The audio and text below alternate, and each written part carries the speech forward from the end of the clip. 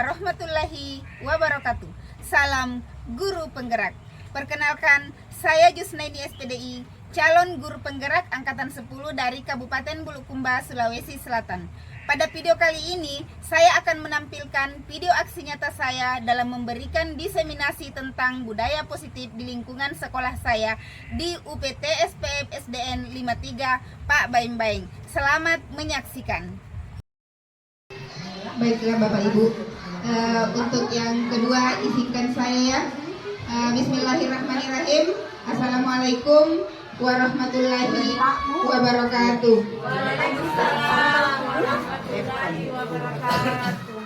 Terima kasih atas waktu dan kesempatannya Bapak-bapak dan Ibu-ibu guru SD 53 Pak Baim-Baing yang telah meluangkan waktunya menghadiri kegiatan kami CGP Angkatan 10 Kabupaten Bulukumba. Pada hari ini saya meminta waktunya untuk menghadiri penyebaran pemahaman budaya positif. Tak lupa pula kita panjatkan puji syukur kehadirat Allah Subhanahu wa taala yang telah memberi kita kesehatan dan kesempatan untuk hadir di tempat ini. Dan tak lupa pula salam dan salawat kita kirimkan kepada Nabiullah Muhammad SAW yang telah membawa kita menuju alam yang terang benderang, menuju alam modern seperti saat ini. Baiklah Bapak Ibu, untuk pertama kalinya saya ingin menjelaskan bahwa diseminasi saya pada hari ini adalah modul saya di CGP di 1.4 dengan materi budaya positif. Capaian umumnya memahami konsep pendidikan menurut Ki Hajar Dewantara dihubungkan dengan konsep budaya dan lingkungan positif di sekolah yang berpihak pada murid, melakukan evaluasi dan refleksi tentang praktik disiplin dalam pendidikan Indonesia secara umum untuk mendapatkan pemahaman baru mengenai konsep disiplin positif untuk menciptakan murid dengan profil pelajar Pancasila, memahami peran kita sebagai guru untuk membangun budaya positif dengan menerapkan konsep disiplin dalam berinteraksi dengan murid.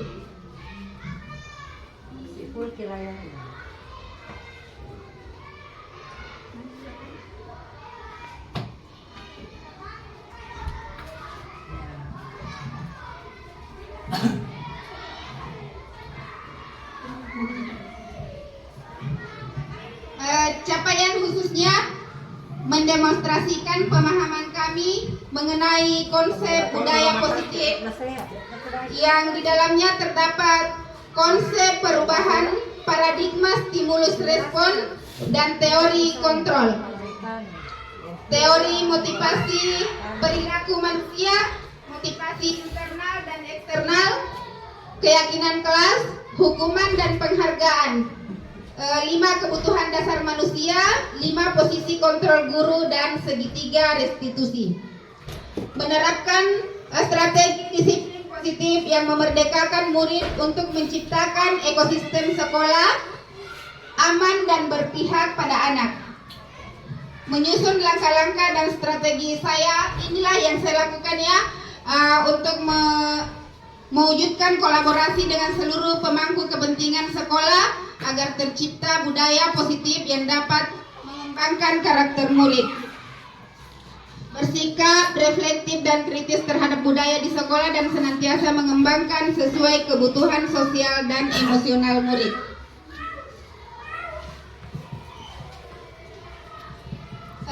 Nah Bapak Ibu, di sini saya mengeluarkan pertanyaan pemantik. Setuju atau tidak hukuman dapat mendisiplinkan anak? Tidak setuju.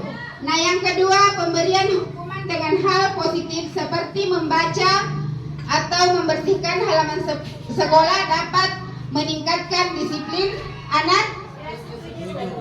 Setuju. Ada yang setuju? Dan ada juga yang tidak setuju. Hukuman hal positif ya. Yang ketiga, memberi penghargaan dapat meningkatkan motivasi belajar anak? Tidak setuju. Iya. Karena ini kenapa tidak setuju yang ketiga ya? Biasanya anak merasa ketergantungan.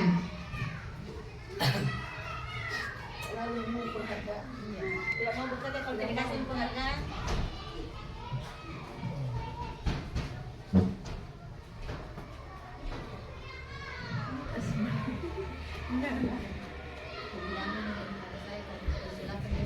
Topik saya dalam diseminasi hari ini yang pertama ya tadi disiplin positif dan nilai-nilai kebajikan universal. Yang kedua teori motivasi, hukuman dan penghargaan restitusi. Yang ketiga keyakinan kelas.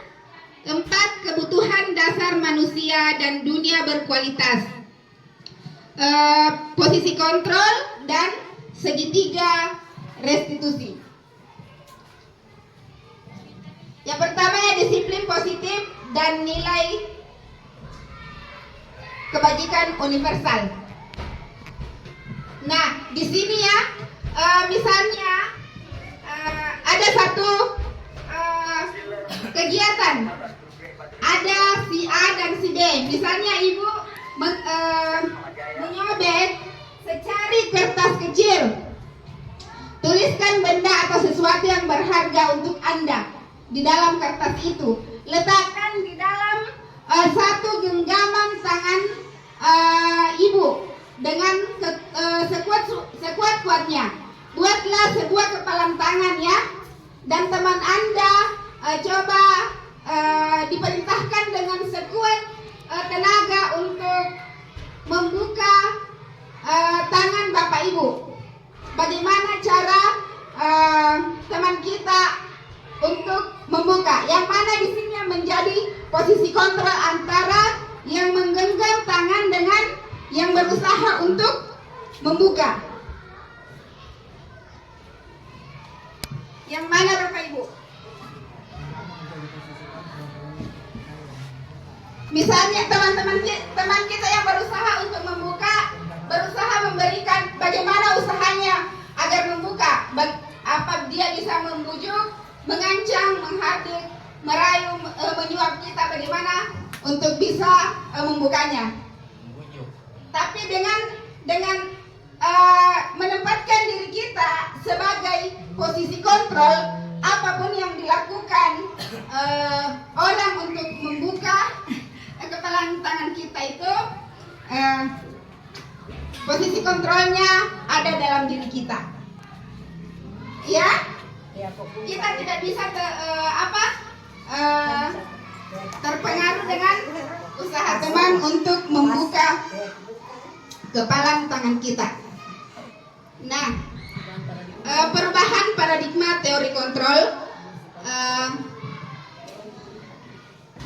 ini ya, ilusi kontrol, ilusi guru mengontrol murid, ilusi bahwa kritik dan membuat orang merasa bersalah dapat menguatkan karakter, ilusi bahwa semua penguatan positif efektif dan bermanfaat, ilusi bahwa orang dewasa memiliki hak untuk memaksa. Perubahan paradigma stimulus respon teori kontrol. Siapa sesungguhnya yang memiliki kontrol? Stimulus respon, kita mencoba mengubah orang agar berpandangan sama dengan kita. Teori kontrolnya, kita berusaha memahami pandangan orang lain tentang dunia. Yang kedua, perilaku buruk dilihat sebagai suatu kesalahan. semua perilaku memiliki tujuan. Teori kontrolnya. Stimulus respon, orang lain bisa mengontrol saya. Hanya Anda yang bisa mengontrol diri Anda sendiri. Stimulus respon, saya bisa mengontrol orang lain, Anda tidak bisa mengontrol orang lain. Pemaksaan ada pada saat bujukan gagal. Kolaborasi dan konsensus menciptakan pilihan-pilihan baru. Model berpikir menang kalah. Model berpikir kita usahakan. Model berpikir menang.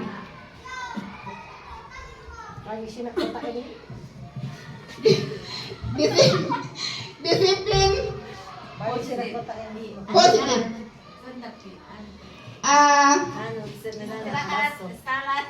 Teori kontrol.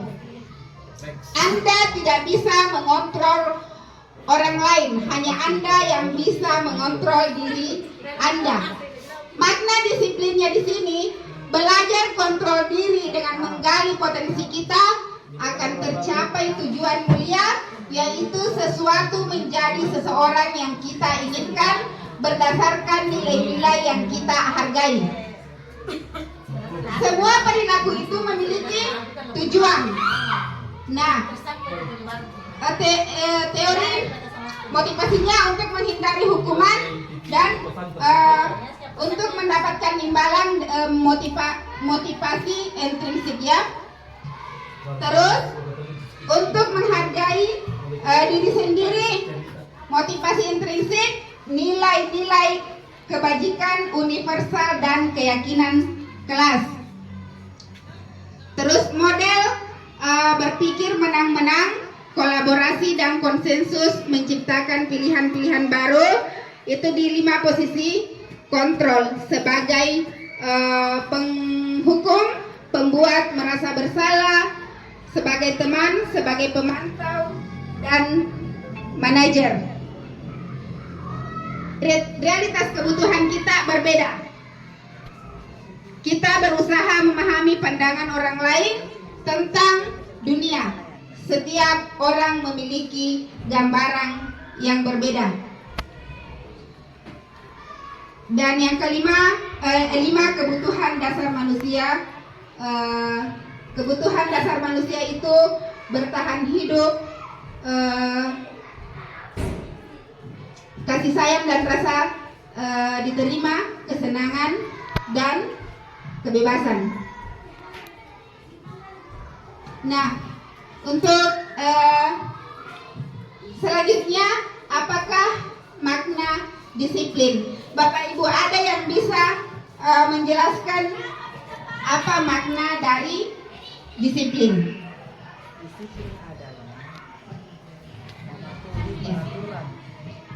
Jadi apa disiplin itu? Taat kepada Iya, taat kepada aturan. disiplin.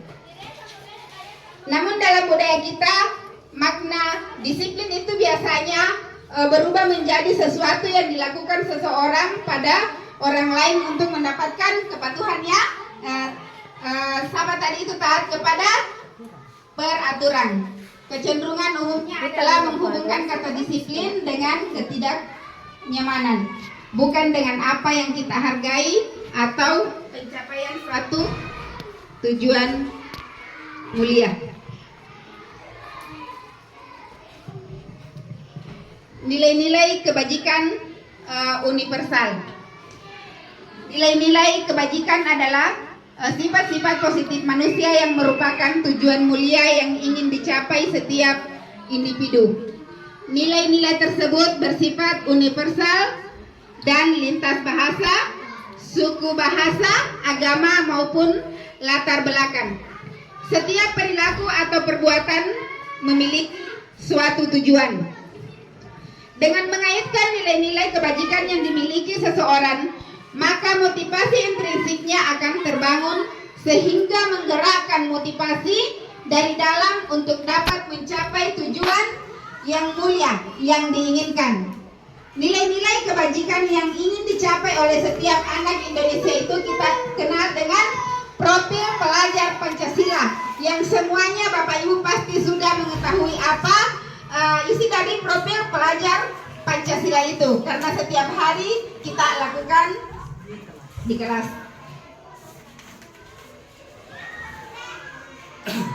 Pembelajaran teori motivasi, hukuman, dan penghargaan.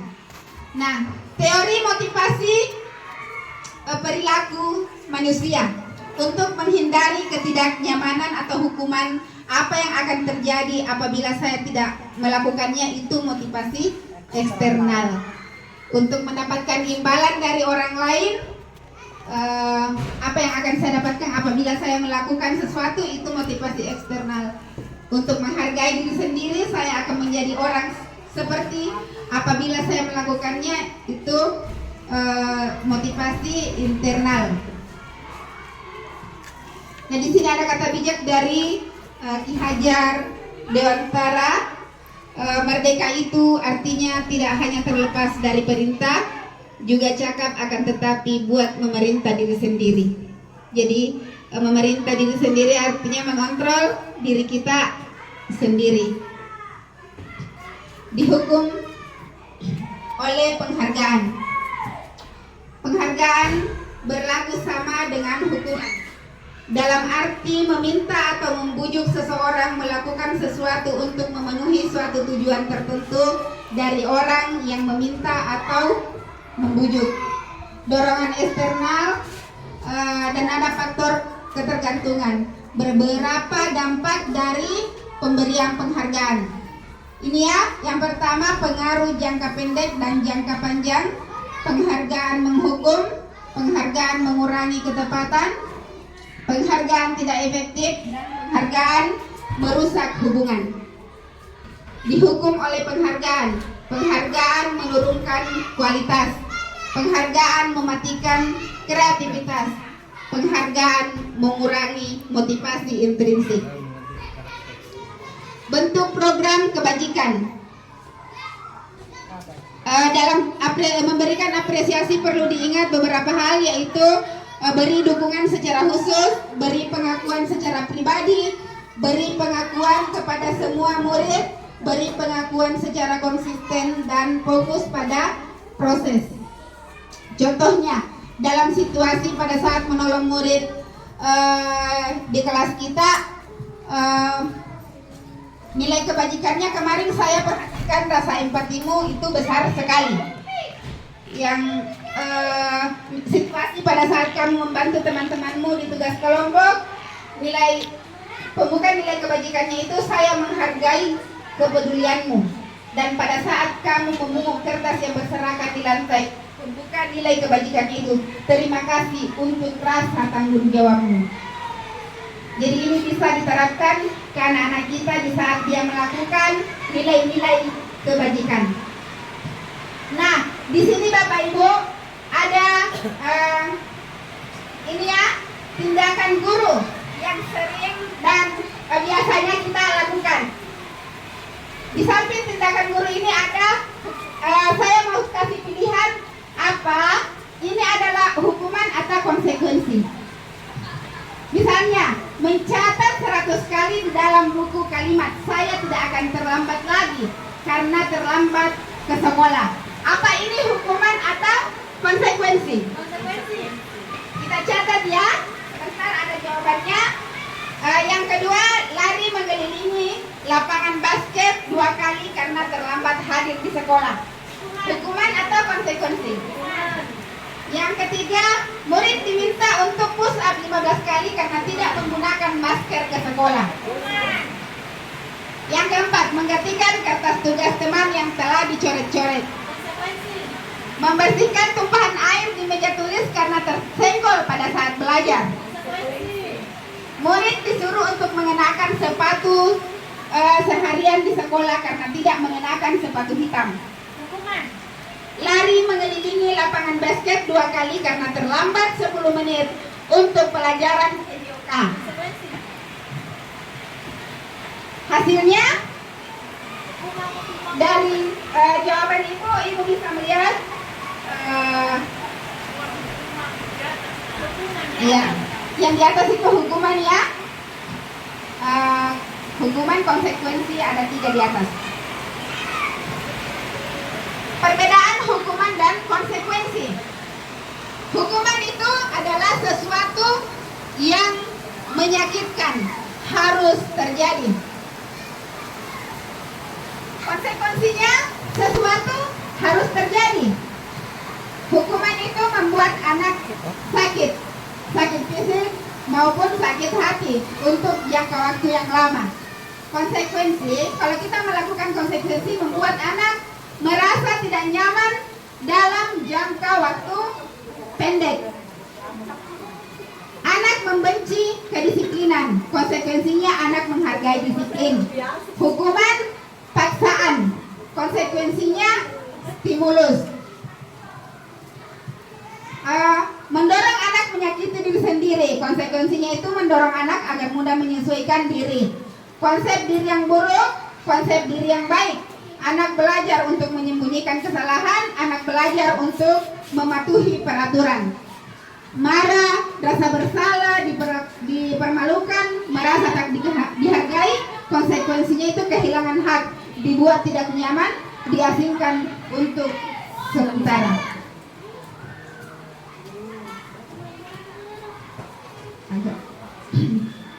Nah, sekarang kita lanjut ke restitusi.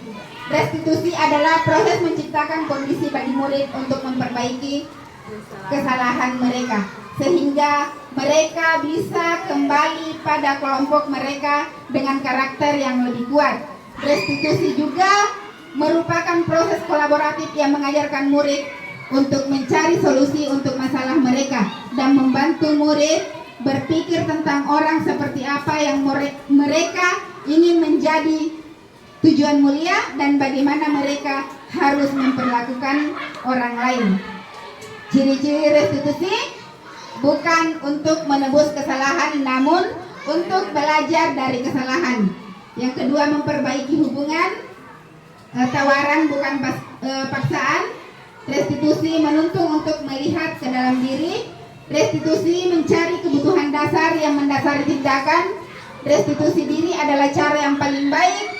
Restitusi fokus pada karakter bukan pada tindakan. Restitusi fokus pada solusi.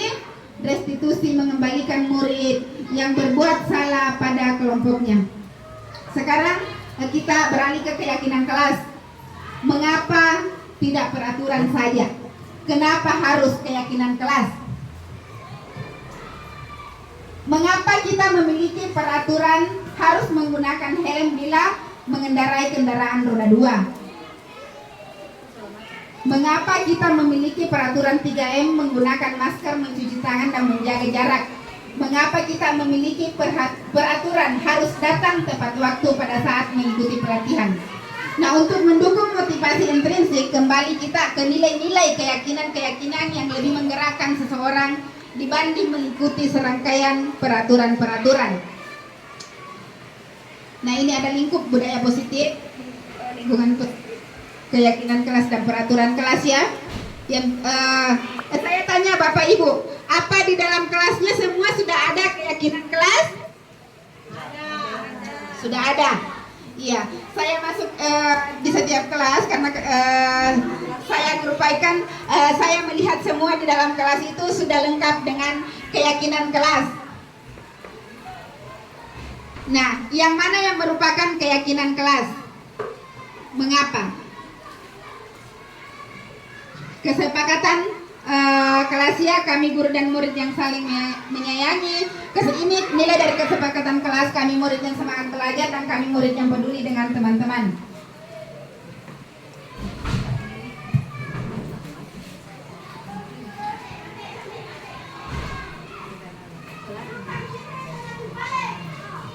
Selanjutnya di sini ya, di peraturan selalu mengembalikan buku ke tempatnya. Ini semua termasuk peraturan. Dilarang mengganggu orang lain. Hadir di sekolah 15 menit sebelum pembelajaran dimulai.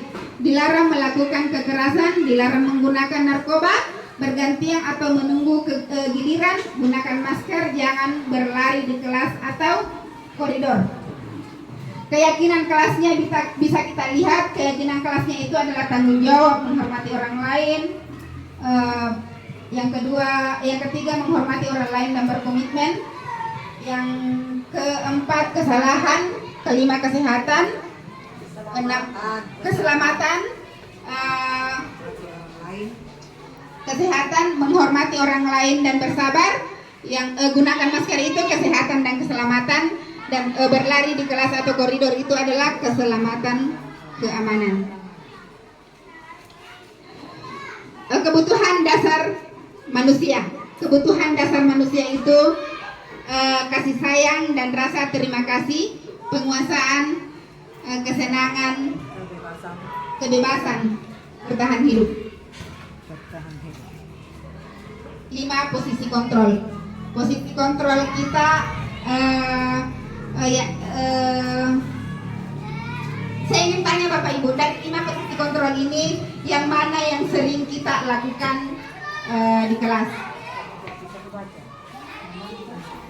Tidak bisa begini Bu, kita pernah memposisikan diri kelima Dari posisi iya. kontrol tersebut. Iya. Dari kelima posisi kontrol ini, Buat orang merasa bersalah, teman, pemantau dan manajer. betul sekali.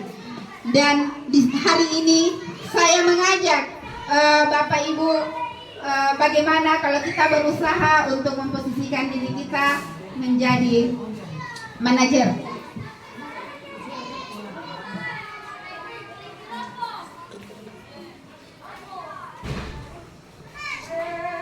Segitiga, kita kembali selanjutnya segitiga restitusi. Nah, di sini di segitiga restitusi ini bagaimana cara kita menyelesaikan masalah. Yang pertama kita lakukan adalah menstabilkan identitas. Terus setelah itu kita validasi kebutuhan dan selanjutnya menanyakan keyakinan. Menstabilkan identitas itu kita keluarkan kalimat-kalimat kepada anak-anak kita di saat melakukan kesalahan, bahwa setiap orang pasti pernah melakukan kesalahan. Kamu bukan satu-satunya yang pernah melakukan ini. Kalimat-kalimat divalidasi kebutuhan, kamu tentu punya alasan mengapa melakukan ini dan ada cara yang lebih efektif untuk mendapatkan apa yang kamu butuhkan. Dan menanyakan keyakinan, nilai-nilai apa yang telah disepakati di kelas. Apakah kamu ingin menjadi orang yang seperti apa? Berbuat salah itu hal yang manusiawi, tidak ada manusia yang sempurna. Kita semua pernah membuat bermasalah dan bisa menyelesaikan permasalahan itu. Dan kita tertarik untuk mencari tahu siapa yang benar, siapa yang salah. Bapak Ibu lebih tertarik untuk menyelesaikan masalah. Kalau kamu menyalahkan dirimu sendiri terus-menerus, apakah kamu bersikap baik pada dirimu sendiri? Ini validasi kebutuhan. Guru bisa berkata, kamu bisa saja kan melakukan hal yang lebih buruk, tapi kamu tidak melakukannya kan? Kamu pasti punya alasan mengapa melakukannya. Apa yang penting bagi kamu? Kamu boleh tetap berusaha menjaga sikap itu, tapi tambahkan sikap yang lain dan yang baru. Maukah kamu belajar cara lain untuk mendapat yang kamu butuhkan tanpa harus memukul? Apakah kamu bisa melakukan dengan lebih baik besok lagi? Nah, untuk menanyakan keyakinan di mana anak melihat kesalahannya dihubungkan dengan norma sosial dan nilai-nilai yang mendasari manusia berinteraksi dengan orang lain. Guru bisa berkata, apa nilai yang kita percaya di kelas atau sekolah kita, nilai-nilai universal apa yang telah kita sepakati, kelas yang ideal itu seperti apa, kamu ingin jadi anak seperti apa yang kamu rasakan ketika kamu melakukan itu, kamu menjadi orang yang seperti apa.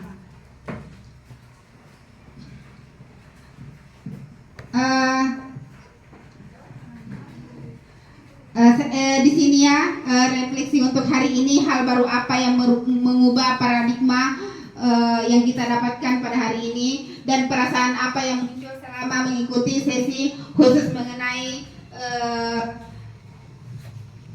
budaya positif ini, dan Amon seperti apa yang telah saya lakukan selama ini, dan saya akan menjadi Amon yang seperti apa setelah mengikuti diseminasi budaya positif pada hari ini. Terima kasih untuk waktu Bapak Ibu Guru hari ini yang telah meluangkan waktunya dalam diseminasi budaya positif hari ini. Mohon maaf apabila ada kalimat-kalimat yang saya ucapkan yang kurang berkenan, dan mohon maaf juga karena saya menyita waktu Bapak Ibu. Terima kasih. Wabillahi taufiq wal hidayah. Assalamualaikum warahmatullahi wabarakatuh. Assalamualaikum warahmatullahi wabarakatuh.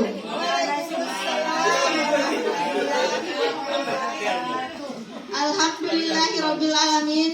Segala puji kita panjatkan kehadirat Allah Subhanahu wa taala, karena pada hari ini kita masih diberikan kesehatan dan kesempatan untuk berada di tempat ini.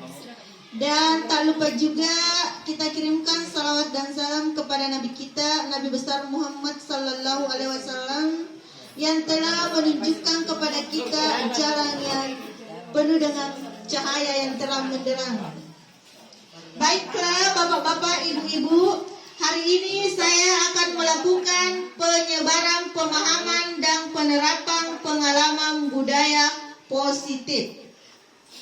Sebelum saya masuk ke materinya, saya ingin bertanya kepada bapak-bapak, ibu-ibu, pernah mendengar kata budaya positif? Iya. Apa itu budaya positif? Oh iya, silakan. Tabe Bu. Bismillahirrahmanirrahim. Assalamualaikum warahmatullahi wabarakatuh. Terima kasih atas kesempatan yang diberikan kepada saya. Saya akan mencoba menjawab. Budaya positif adalah nilai-nilai keyakinan dan kebiasaan di sekolah yang berpihak pada murid. Terima kasih. Jadi, ya itulah budaya positif menurut Ibu. Kemudian yang lain, ada lagi, apa itu budaya positif menurut pemahaman Anda? Makasih. Budaya positif adalah merupakan perwujudan dan nilai-nilai atau keyakinan yang universal yang diterapkan di sekolah. Contohnya salah satu perwujudan dari variasi guru, dari visi guru. Terima kasih. Ya, luar biasa. Tepuk tangan dulu.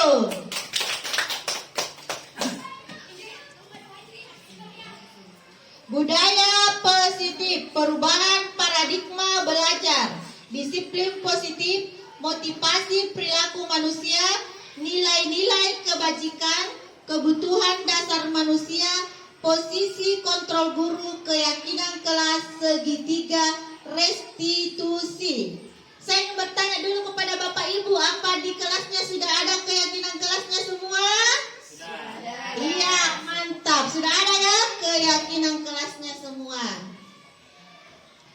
Perubahan paradigma baru merupakan pembelajaran yang dirancang berdasarkan prinsip pembelajaran berdiferensiasi, sehingga para peserta didik belajar sesuai kebutuhannya, berdasarkan tahap perkembangan sesuai teori psikologi modern untuk mewujudkan profil pelajar Pancasila. Ibu-ibu sudah tidak asing dengan kata profil pelajar Pancasila. Yang menjadi bagian dari profil Pancasila apa saja itu? Dimensi, elemennya apa itu, Ibu? Bisa disebutkan?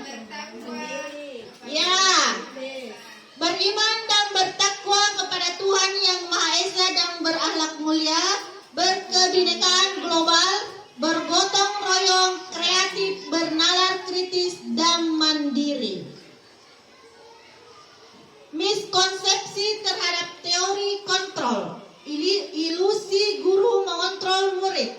Ilusi bahwa kritik dan membuat rasa bersalah mampu menguatkan karakter.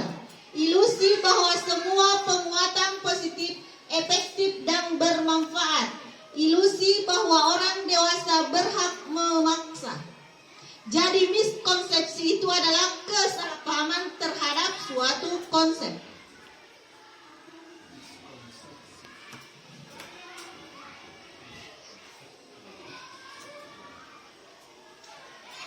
Mengubah paradigma stimulus respon ke pendekatan teori kontrol.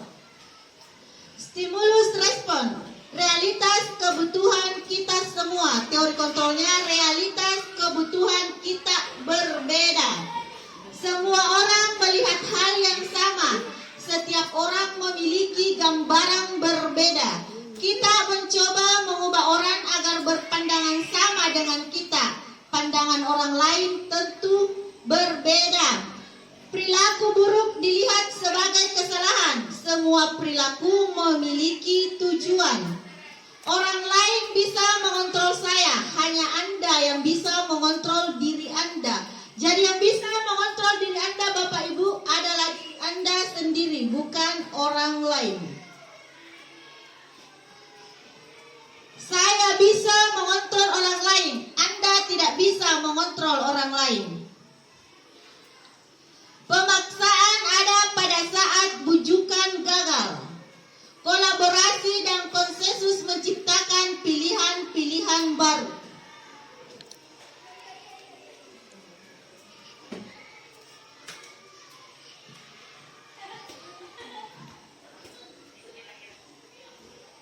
Model berpikir menang kalah, model berpikir menang-menang.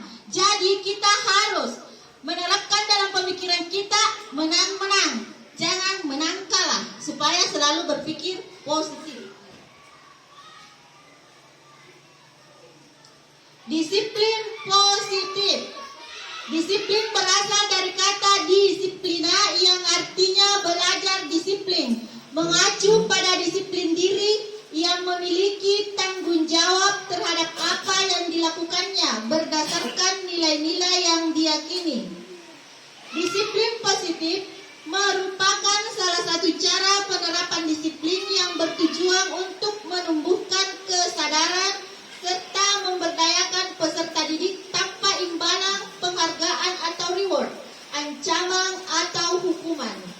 Sebagai pendidik, tujuan kita adalah menciptakan peserta didik yang memiliki disiplin diri sehingga mereka berperilaku mengacu kepada nilai-nilai kebajikan universal dan memiliki motivasi intrinsik dalam perubahan perilaku ke arah yang lebih baik. Contoh nilai kebajikan institusi atau organisasi. Profil pelajar Pancasila, beriman dan bertakwa kepada Tuhan Yang Maha Esa dan berakhlak mulia, berkebinekaan global, gotong royong, mandiri, kreatif dan bernalar kritis. Primary Health Program atau PHP, toleransi, rasa hormat, integritas, mandiri, menghargai, antusias, empati, keingintahuan, kreativitas, kerjasama, percaya diri dan komitmen. Keterampilan hidup, life skill, dapat dipercaya, lurus hati, pendengar yang aktif, tidak merendahkan orang lain dan memberikan yang terbaik dari diri. Kebutuhan dasar manusia adalah segala sesuatu yang kita lakukan untuk mendapatkan apa yang kita inginkan. Seluruh tindakan yang kita lakukan memiliki tujuan tertentu dan semua usaha terbaik yang kita lakukan adalah dalam rangka agar kebutuhan dasar kita terpenuhi dengan baik.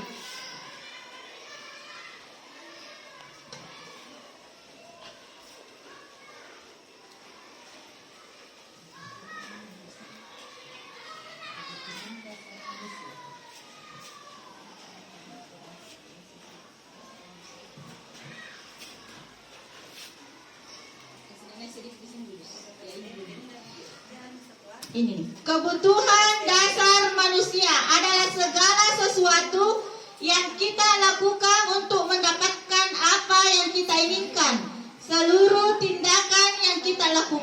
memiliki tujuan tertentu.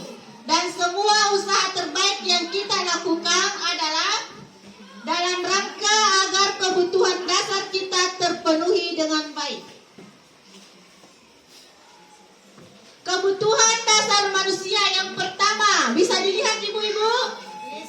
Bisa dibaca di atas? Apa itu yang pertama kebutuhan dasarnya? Ya. Seperti apa itu? Pakaian, tempat tinggal, keamanan, dan kesehatan. Ya, kebutuhan hidup yang kedua. Iya, jadi sebagai manusia kita butuh kasih sayang. Jadi itu adalah kebutuhan dasar manusia. Rasa diterima, dipedulikan, berbagi, kerjasama, menjadi bagian dalam kelompok. Seterusnya apa? Iya, itu juga menjadi dasar kebutuhan manusia, yaitu penguasaan, harga diri, keinginan untuk dianggap, memimpin, prestasi, diakui, didengar. Jadi kalau ada seseorang yang mempunyai jiwa seperti itu manusiawi. Itu memang adalah menjadi bagian dari kebutuhan dasar manusia. Selanjutnya apa? Ya, kebebasan, mandiri, memiliki pilihan, mencoba hal baru, mampu mengendalikan arah dirinya. Selanjutnya, kesenangan. Contoh, bermain, humor, antusiasme, dan tertawa. Jadi ini semua adalah kebutuhan dasar manusia. Jadi orang itu butuh untuk dikasih, membutuhkan kasih sayang. Dan seseorang juga membutuhkan penguasaan, kebebasan, kesenangan. Motivasi perilaku manusia untuk menghindari ketidaknyamanan atau hukuman, untuk mendapatkan imbalan penghargaan dari orang lain, motivasi ekstrinsik. Kemudian menurut bapak-bapak, ibu-ibu, apa yang memotivasi perilaku bapak dan ibu? Apa motivasi pertama, kedua, atau ketiga? Motivasi mana? Apakah karena untuk menghindari ketidaknyamanan atau hukuman? Atau untuk mendapatkan imbalan atau penghargaan? Atau untuk menjadi orang yang mereka inginkan? Dan menghargai diri. Jadi untuk menjadi orang yang mereka inginkan dan menghargai diri sendiri dengan nilai-nilai yang mereka percaya. Itu motivasinya, Ibu. Tapi tidak bisa dipungkiri juga bahwa motivasi yang kedua lainnya juga itu seringkali menjadi motivasi bagi bapak-bapak, ibu-ibu. Mungkin, semoga tidak. Selanjutnya, hukuman tidak terencana. Tiba-tiba murid tidak tahu apa yang akan terjadi, tidak dilibatkan, bersifat satu arah, berupa hukuman fisik, psikis.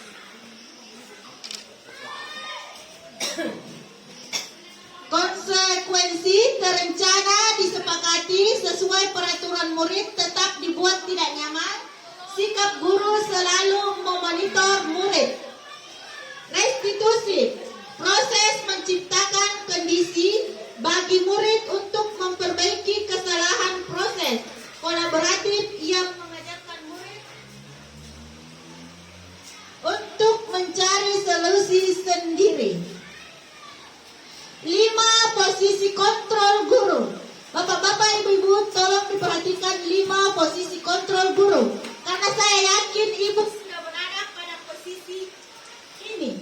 Kemudian saya akan bertanya, ibu biasanya berada dominannya di posisi mana? Apakah sebagai penghukum, pembuat merasa bersalah, teman, pemantau, atau manajer? Teman. Teman. Iya. Dominan. Jadi selama ini dominannya ke temannya. Berarti luar biasa. Sudah mengimplementasikan kurikulum merdeka dan segitiga restitusi. Iya, jadi ibu-ibu yang ada di 53 Palembang adalah ibu-ibu yang sangat bijaksana. berada pada posisi kontrol guru, teman, bukan penghukum. Luar biasa. Contoh penerapan 5 posisi kontrol. Kasus siswa tidak memakai Atribut lengkap. saat upacara bendera. Penghukum, kalau dia posisi penghukum, dia akan berkata seperti ini. Hormat pada bendera Selama 1 jam. Kalau guru itu pada posisi penghukum. Kemudian pada posisi pembuat merasa bersalah, berapa kali ibu bapak harus memberitahu kamu, kamu selalu saja mengecewakan ibu. kalau pada posisi teman, Dia akan berkata seperti ini. Ayo dong ikuti aturan sekolah. Tolong bantu ibu. Ya sekali ini ya. Sudah tidak apa-apa lain kali jangan sampai berbuat seperti ini. lagi ya. Oh berarti kalau ada anak yang melanggar kata-katanya seperti itu di atas ya. Teman, bukan penghukum. Luar biasa. Kemudian kalau posisi pemantau.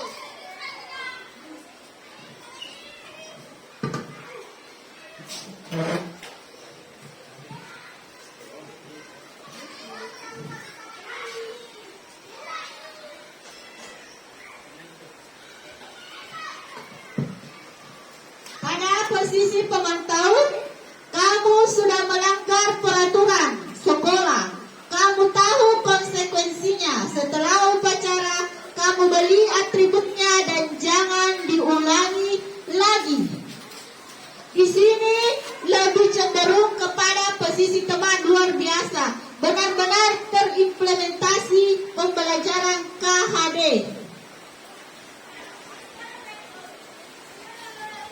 Manajer, apakah kamu tahu kesalahanmu? Kira-kira bagaimana kamu memperbaiki kesalahanmu? Kalau manajer itu yang dilakukan adalah pendekatan restitusi. Menanyakan kepada siswa apa yang dia lakukan, apa akibatnya, dan apakah punya keinginan untuk memperbaikinya. Posisi kontrol, apakah aku?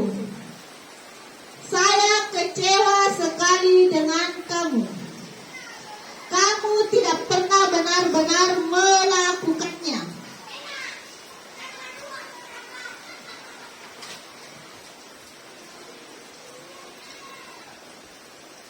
Apa rencanamu untuk menyelesaikan masalah ini? Ayolah lakukan demi bapak ibu-ibu. Sekarang saya akan bertanya kepada bapak ibu-ibu. Yang pertama, pada kalimat di atas, kira-kira posisi kontrolnya ibu itu sebagai apa? Saya kecewa sekali dengan kamu. Apa sebagai pembuat merasa bersalah, penghukum, teman, pemantau, atau manajer? Saya kecewa sekali dengan kamu. Pembuat rasa bersalah, pembuat rasa bersalah. Kemudian selanjutnya, kamu tidak pernah benar melakukannya. Posisi kontrolnya sebagai apa kira-kira? Apakah pemantau, penghukum, manajer, teman? Kamu tidak pernah benar melakukannya. Kata-kata ini terdengar kasar atau tidak?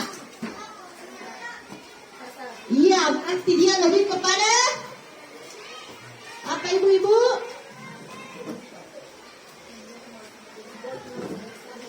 Kamu tidak pernah benar melakukannya. Iya, lebih berat kemana? Penghukum atau pembuat rasa bersalah? Ya. Ibu ada yang mengatakan penghukum, ada yang mengatakan pembuat rasa bersalah. Kemudian ini, posisi kontrol, apakah aku? Apa rencanamu untuk menyelesaikan masalah ini? Dia menanyakan kepada peserta didik. Anak yang melakukan kesalahan ditanya, apa kamu berniat untuk menyelesaikan masalahmu? Pendekatan apa yang dilakukan? Posisi kontrol di mana seorang guru ini? Apakah dia di tengah? Apakah dia di pembuat merasa bersalah, penghukum, atau manajer? Apa rencanamu untuk menyelesaikan masalah ini? Manajer, ya tepat, manajer. Manajer, karena ini adalah menjadi bagian dari segitiga restitusi. Bagian langkah ketiga yaitu menanyakan keyakinan. Jadi pada segitiga restitusi ada 3 langkah. Yang pertama adalah menstabilkan identitas, kemudian validasi tindakan yang salah, dan menanyakan keyakinan. Ini adalah ciri-ciri dari menanyakan keyakinan, berarti dia masuk di posisi manajer. Sekarang ini sangat gampang, terlihat sekali. Ayolah lakukan demi Bapak. Ya, benar sekali teman. Ayolah lakukan demi ya. Sekarang posisi kontrol, apakah kamu tidak pernah mendapat nilai jika tidak mengerjakan tugas. Ya, kemudian ini ada juga konsekuensinya. Bisa juga masuk di kamu tidak pernah mendapat nilai jika tidak mengerjakan tugas. Kalau menurut Ibu, penghukum atau pemantau? Ya, di sini kan ada konsekuensi dari perbuatan. Kemudian keyakinan kelas. Mengapa keyakinan kelas bukan peraturan kelas? Keyakinan kelas itu adalah pernyataan universal yang dibuat dalam kalimat positif. Jadi kata-kata dan keyakinan kelas itu lebih kepada mengajak dan kalimatnya positif. Kalau peraturan lebih kepada jangan terlambat ke sekolah, harus memakai pakaian seragam, harus buang sampah di tempatnya, itu peraturan. Kalau dia keyakinan kelas, buanglah sampah di tempatnya. Kata-katanya atau kalimatnya lebih positif dan bersifat mengajak. Lebih positif dia, ingat ya Bapak Ibu, lebih positif kalimatnya kalau keyakinan kelas. Karena keyakinan kelas itu adalah definisi dari pernyataan universal yang dibuat dalam kalimat positif. Pembentukan keyakinan kelas bersifat abstrak berupa pernyataan universal dibuat dalam pernyataan positif sedikit saja agar mudah diingat, sesuai dengan kondisi kelas dan sekolah sehingga mudah diterapkan. Semua warga sekolah, warga kelas dilibatkan saat membuat keyakinan kelas. Jadi keyakinan kelas saat membuat keyakinan kelas, bapak-bapak dan ibu-ibu melibatkan semua murid dan menanyakan kepada mereka keyakinan kelas apa yang bisa dibuat. Jadi bukan pernyataan atau keinginan bapak ibu sendiri, tetapi hasil daripada diskusi antara ibu dan murid-murid atau siswa yang ada di kelas. Jadi dilibatkan siswanya dalam pembuatan keyakinan kelas. Ada yang bisa memberikan contoh saja, satu contoh keyakinan kelas di kelasnya? Ingat kalimat positif. Ya, contohnya buanglah sampah di tempatnya. Iya. Iya, rapikanlah bukumu. Kemudian selanjutnya segitiga restitusi. Segitiga restitusi itu terdiri dari 3 langkah, yaitu yang pertama menstabilkan identitas, validasi tindakan yang salah, dan menanyakan keyakinan. Suatu proses dialog yang dijalankan oleh guru agar dapat menghasilkan murid yang mandiri dan bertanggung jawab. Berdasarkan prinsip membuat kesalahan adalah bagian dari proses pembelajaran. Berbuat salah itu wajar. Ini adalah segitiga restitusi.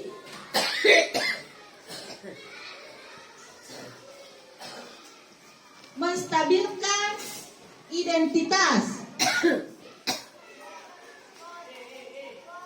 Ini ada pada langkah menstabilkan identitas. Berbuat salah itu wajar. Tidak ada manusia yang sempurna. Ibu juga pernah melakukan itu. Bapak tidak mau mencari siapa yang salah, tapi ibu ingin mencari solusi dari permasalahan ini. Kamu berhak merasa begitu. Jadi jika Bapak Ibu menemukan anak yang melakukan kesalahan, alangkah bijaknya menyelesaikan dengan melakukan pendekatan segitiga restitusi.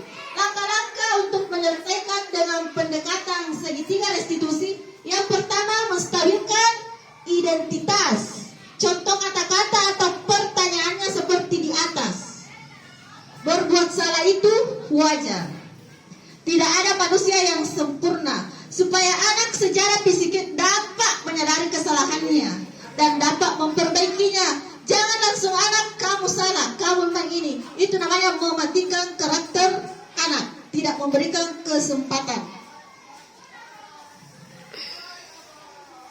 Kemudian ini langkah restitusi kedua, yaitu validasi tindakan yang salah. Berdasarkan prinsip setiap perilaku berupaya memenuhi suatu kebutuhan tertentu. Kamu pasti punya alasan mengapa kamu melakukan hal itu. Padahal kamu bisa melakukan yang lebih buruk dari ini ya. Kamu patut bangga karena telah melindungi sesuatu yang penting buatmu. Kamu melakukannya karena mempertahankan sesuatu yang penting bagimu. Jadi setiap peserta didik itu unik, Ibu. Tidak ada manusia yang tidak pernah melakukan kesalahan. Dan pada dasarnya setiap kesalahan yang dibuat mempunyai tujuan.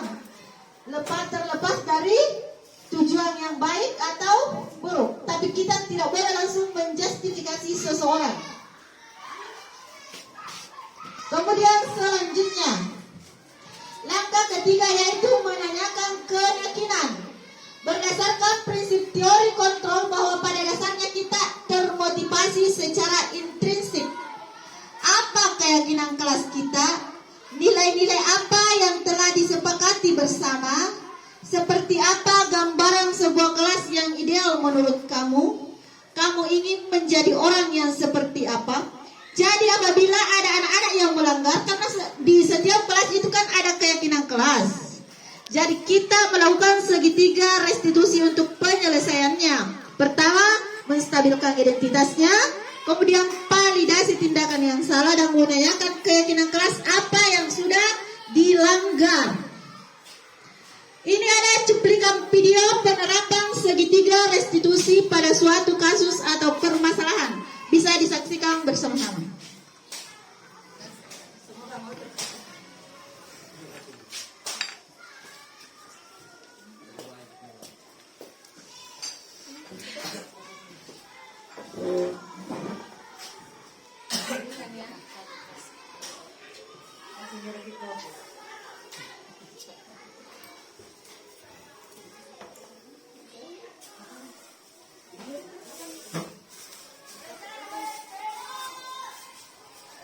Dan ini adalah contoh penerapan segitiga restitusi pada masalah atau untuk menyelesaikan kasus siswa. Tapi ini ya sepertinya tidak mau terputar ya kita. Oh iya.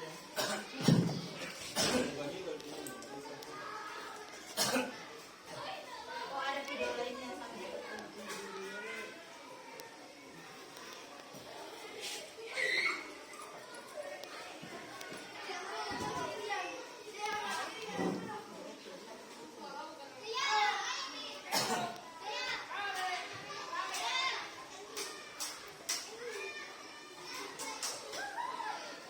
Ya, karena tidak mau terputar, kita lanjut saja ya. Materinya yang terputar.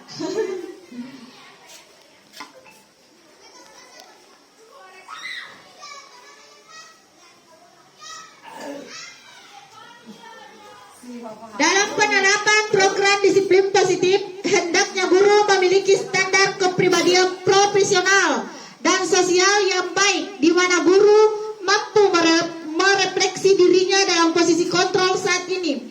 Bagaimana pengalaman dirinya sebagai among manajer yang menuntun murid-murid menjadi insan yang mandiri, merdeka dan bertanggung jawab.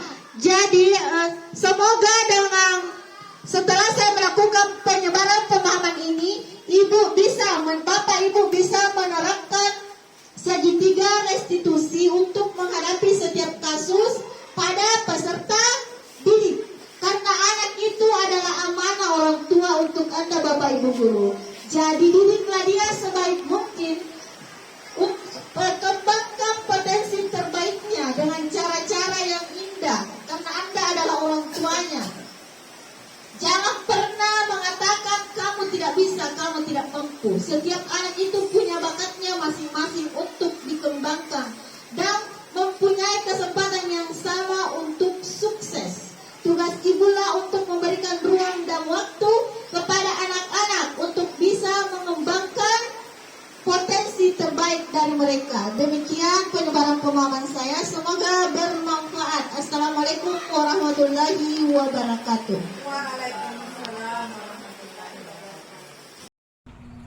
Demikian video aksi nyata saya dalam memberikan diseminasi tentang budaya positif di sekolah saya. Dan semoga video ini menginspirasi teman-teman semuanya. Akhir kata saya ucapkan, semoga tergerak, lekas bergerak, dan digerakkan. Wassalamualaikum warahmatullahi wabarakatuh.